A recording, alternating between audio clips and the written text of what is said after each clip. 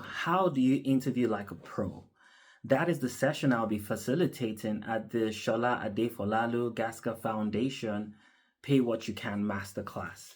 The organizers would, well, like me to answer a few questions to help participants know why they show up. The first question is, who are you? Well, the real answer to that question is, why am I the right person for the job? So that's the first tip you've already gotten on interviewing.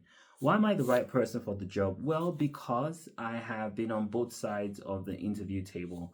I have been both a recruiter and an interviewee.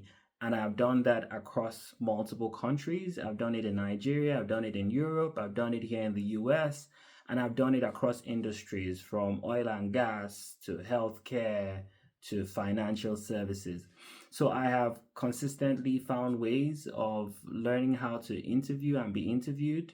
And that is what I'll be sharing with you at that session. So you're dealing with someone who has practical experience in that arena. Second thing is that my doctorate is in leadership and organizational development. So even on a theoretical level, I have studied how leaders think and how organizations evolve and grow and why they like certain people. So hopefully that's a good one. The second question is, why shouldn't I just go online? I think that's a fair question. In fact, I would encourage you to go online, use ChatGPT, get a few tactics here and there. But the thing about going online is all you will get is tactics. You will not necessarily get fundamentals that would help you in different situations. You would also be seeing the same material as everybody else. So you won't stand out. What will I go away with from your session? My session is going to be what I'd call a working session. You're going to learn um, the ways I have thought about my philosophy in the hiring process. You would learn principles, and it's from those principles that you can develop tactics.